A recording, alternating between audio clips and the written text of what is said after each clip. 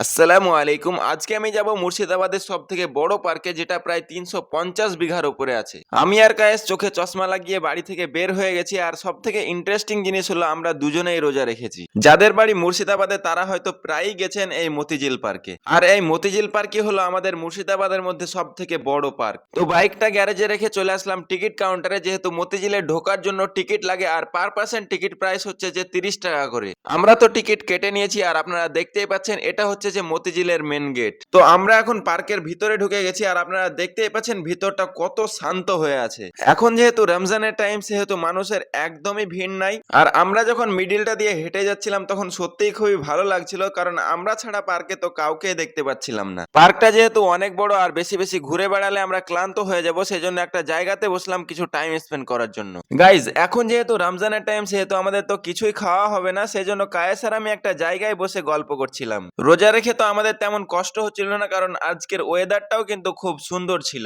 আমাদের যেহেতু বাড়ি মুর্শিদাবাদে, সেহেতু এই পার্কে অনেকবারই এসেছি। তো আজকে ভাবলাম যে যাই, রমজানের টাইমে কেমন অবস্থা হয়ে আছে পার্কের দেখে আসি। তো আমি হাঁটছি এখন ঝিলের ধারে ধারে, আর আপনাদেরকে পুরো পার্কটাও একবার ঘুরে দেখাবো। গাইজ, আপনারা দেখতেই পাচ্ছেন পার্কের পাশে কিন্তু অনেক বড় ঝিল, আর এখানে কিন্তু বোটিংও সিস্টেম আছে। আপনারা যদি চান যে এখানে বোটে করে ঘুরে বেড়াবো, সেটারও কিন্তু ব্যবস্থা করা হয়েছে। এই জায়গাটা কিন্তু আমার সত্যি খুবই ইন্টারেস্টিং লাগছিল। আর আপনারা যে ঝিলটা দেখতে পাচ্ছেন, এটা কিন্তু পার্কের চারি সাইডেই আছে। সত্যি বলতে আজকে পার্কে ঘুরতে আমার খুবই ভালো লাগছে, কারণ আমরা ছাড়া তো কোনো লোকজনই দেখতে পাচ্ছি না। আমরা আগেও অনেকবার ঘুরতে এসেছি, কিন্তু রমজানের সময় আসিনি। আর রমজানের সময়তে সত্যি আবহাওয়াটা খুবই সুন্দর। আর ঈদের সময় এই পার্কে প্রায় ১ থেকে ১.৫ লক্ষ মানুষ হয়, তখনও খুবই ভালো লাগে, কারণ তখনকার মাইন্ডটাই আলাদা থাকে। এখানে যে আপনারা গাছগুলো লাইন ধরে দেখতে পাচ্ছেন, প্রত্যেকটা গাছে কিন্তু প্রচুর পরিমাণে মৌমাছি আছে। গাইজ, এখানে আমি দেখতে পেলাম একটা তালের মতো গাছ, সেই জন্য কাছে এসে দেখলাম যে কেমন টাইপের ফল ধরেছে। আমি তো বুঝতে পারলাম না ওটা কি ফল, আর পাশেই দেখলাম এখানে অনেক ফুল আছে, যেটা দেখতে কিন্তু অনেক ইন্টারেস্টিং লাগছিল।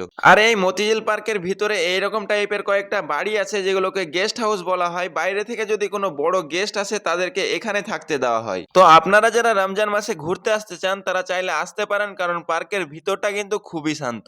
গাইজ, এখানে আপনারা যেটা দেখতে পাচ্ছেন, এটা হচ্ছে যে একটা সুইমিং পুল টাইপের, আর এখানে হচ্ছে যে ওয়াটার শো হয়। যখন পার্কে অনেক লোকজনের ভিড় হয়, তখন কিন্তু এখানে সন্ধ্যাবেলাতে ওয়াটার শো হয়, আর এখানে বসে বসে সবাই ফিল করে। আমরা তো পার্কের ভিতরে অনেকক্ষণ ধরেই ঘুরছি, আর প্রত্যেকটা জায়গা ঘুরছি না, কারণ আমরা আগেও এসেছি, আর পুরো মতিঝিল কিন্তু আমাদের ভালোভাবে ঘোরা আছে। তো এখন যেহেতু একটা ভিডিওর কন্টেন্ট বানাচ্ছি, সেহেতু আপনাদেরকে মতিঝিলের মেন জায়গাগুলো ঘুরে ঘুরে দেখাচ্ছি। তো আপনারা এই মতিঝিল পার্কে কে কে এসেছেন অবশ্যই কমেন্ট করে জানান, আমি কিন্তু প্রত্যেকটা কমেন্টের রিপ্লাই দিব। এখন আমি যাচ্ছি মতিঝিল পার্কের একদম শেষের দিকে, আর সেখানে গিয়ে আপনাদেরকে দেখাবো নবাব সিরাজদৌল্লা তার সৈন্যদলকে নিয়ে কিভাবে যুদ্ধ করতে যেত। আর এই মতিঝিল শুধু একটা পার্কই নয়, এটা হচ্ছে যে হিস্টোরিক্যাল প্যালেস। আপনারা এখন যে দৃশ্যটা দেখতে পাচ্ছেন, এটা হচ্ছে যে একটা যুদ্ধের দৃশ্য।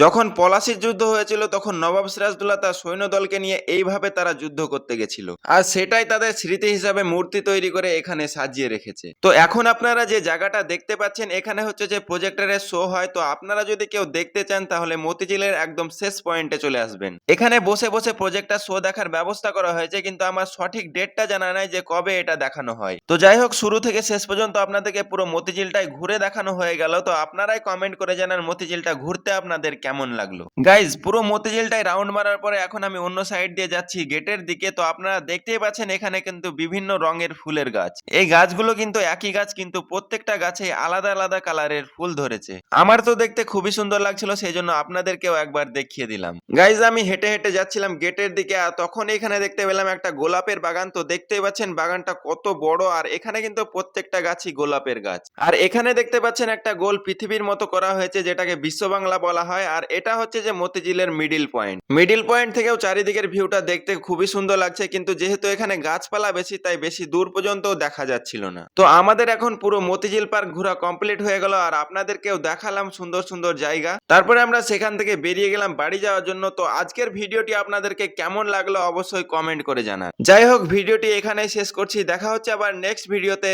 Tata, bye bye.